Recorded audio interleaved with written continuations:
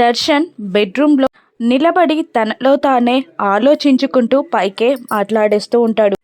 నా లైఫ్ చాలా ఆనందంగా ఉంది, కానీ భర్తలాగా ఆ లైఫ్ని కూడా హ్యాపీగా ఎంజాయ్ చేస్తే బాగుండు. శరణ్య నా లైఫ్లో ఫుల్ఫిల్ అయితే బాగుండు.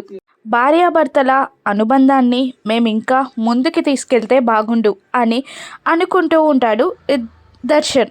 ఒక చిన్న స్కిట్ ప్రాక్టీస్ చేద్దాం అని తనలే తానే మాట్లాడుకొని, శరణ్య, ఇన్నాళ్ళుగా నేను చాలా అపార్థం చేసుకున్నాను అని అంటూ ఉండగా మళ్ళీ శరణ్యలాగానే దర్శన్ ఇలా మాట్లాడుతూ ఉంటాడు.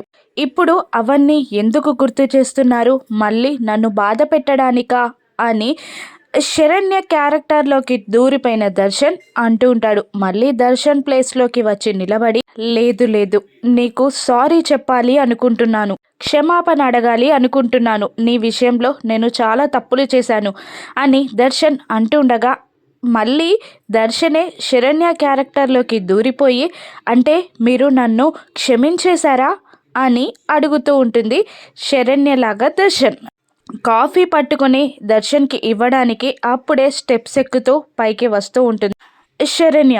అప్పుడు దర్శన్ క్యారెక్టర్లోకి దూరిపోయిన దర్శన్, అవును, నిన్ను పూర్తిగా క్షమించేశా, నీకు సారీ కూడా చెప్తున్నా, నీతో మంచిగా ఉండాలి అనుకుంటున్నా, కానీ నా మైండ్లో నుండి సమీర పోవట్లేదు అని దర్శన్ క్యారెక్టర్లో దర్శన్ మాట్లాడుతూ ఉండగా అక్కడ రూమ్ బయట నిలబడిన శరణ్య, ఈ సమీర తన మైండ్లో నుండి పోవట్లేదు అన్న దర్శన్ మాటలు విని, మైండ్లో ఉన్న సమీర నన్ను ఆయన మనసులోకి ఎలా చేర్చనివ్వగలుగుతుంది, నేను ఆయన మనసులోకి వెళ్ళడం అసాధ్యం అని శరణ్య అనుకుంటూ ఉంటుంది.